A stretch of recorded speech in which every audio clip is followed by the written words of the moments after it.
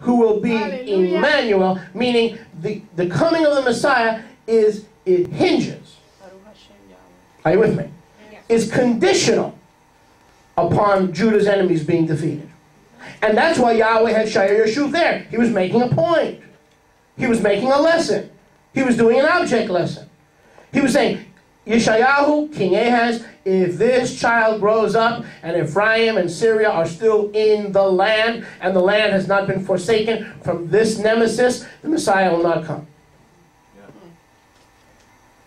But if both kings are out of the picture and the land is free from the dreaded confederacy, then know for sure the virgin shall conceive. And I'm not talking to you, Ahaz, anymore. I want you here. I want Isaiah's son here, because I've got a revelation to make. I've got a point to make. I've got something to share with the whole house of David. Are you listening? Thank you. This is the correct interpretation. It's not talking about Mrs. Hezekiah. It's not talking about Mrs. Ahaz. Mrs. Hezekiah, Mrs. Ahaz are not Almahs. Hello. As soon as you have a child, you're no longer an Almah. All right? It can't, the son, Emmanuel, can't be Hezekiah because it's a coming son and Hezekiah is around. It can't be Sha'ir Yashuv because it's a coming son and Sha'ir Yashuv is around. See, but the anti-missionaries count and plan and hope you don't understand this. To understand Isaiah 7:13 and 14, you better understand Isaiah 7:1. And you better understand Isaiah 7:2.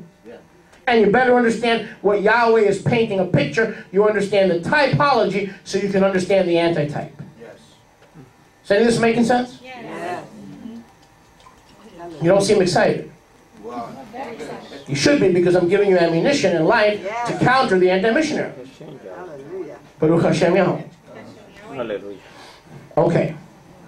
Now, the young boy, Sha'ar Yashuv, of Isaiah 7:3, was there during the prophecy.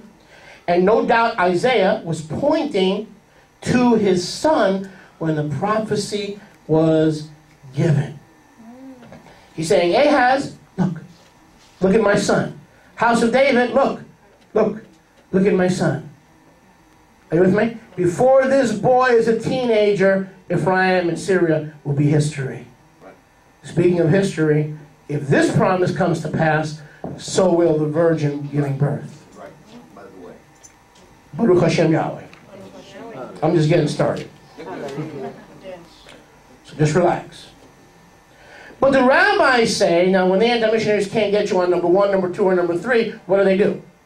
They try a new tactic. They meander into a new tactic. They try a different approach.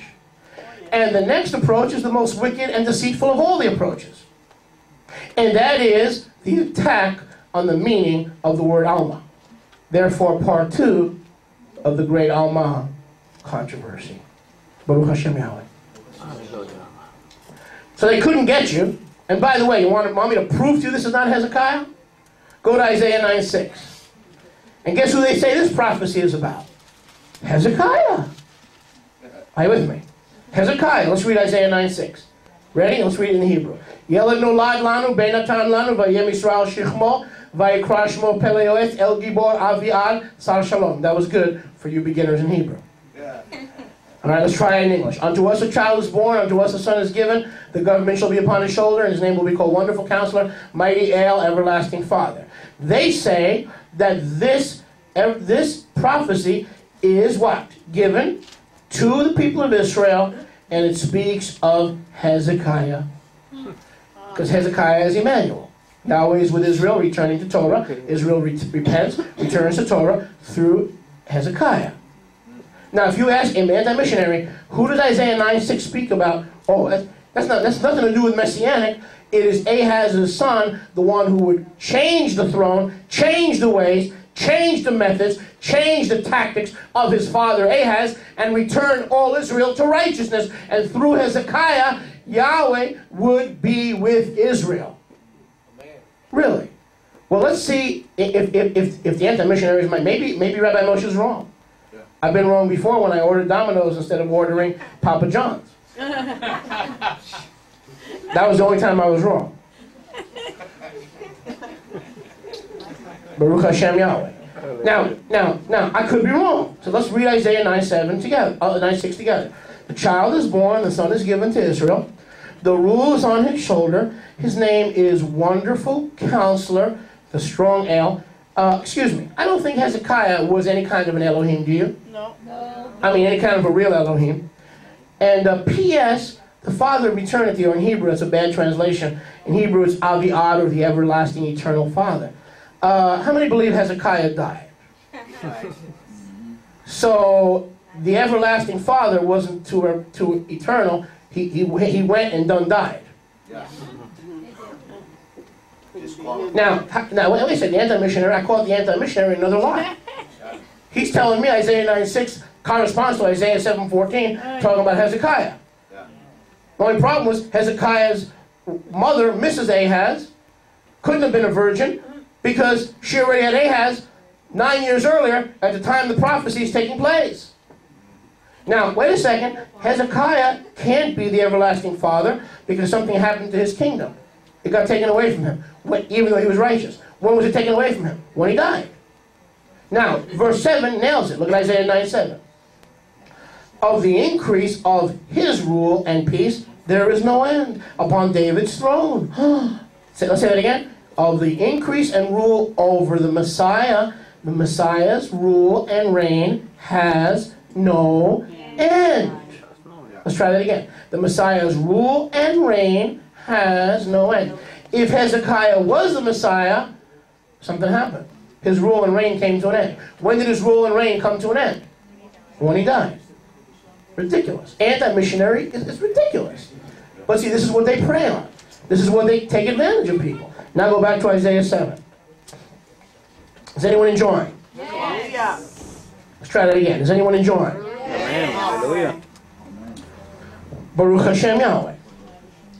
Now, let's go to, so since they can't get people on that, now the rabbis attack the meaning of the word Almah. Say, if they can't get you that the son was Hezekiah, or the son was Yahushua, or the virgin, or the young woman was Mrs. Isaiah, or the young woman was Mrs. Ahaz, now they're really out of bullets. But they're not done. Now the anti-missionary is not done. Right. Okay, and we heard this last week in Knoxville, the same garbage. Now they're going to go to Plan F. Plan F is the Hebrew word Alma never meant virgin. Never. Okay. That's a messianic twist. That's a messianic interpretation. It's not right, it's not correct, it never was right, it never was correct. This is the anti-missionaries' line. This is what the anti-missionaries are saying. So they couldn't get you believing the other fairy tales, are you with me? So now they want to attack the Hebrew. Now they're going to attack the word Almah. The Great Almah Controversy. Baruch Hashem Yahweh. Thank you, sister. Okay. Now let's go to Matthew, Matthew 1:23. Matthew 1:23. Matthew says the following: See, a maiden conceives and gives birth to a son. They call his name Emmanuel, which is translated Elohim with us. Baruch Hashem Yahweh. Now, it is said by Matthew that the Messiah will be born of a virgin. The word, the word, interestingly, used by Matthew is the Greek word. What language do we have the New Testament in, the Brit Hadashah? What language do we have the Brit Hadashah in? Greek. We have it preserved in Greek.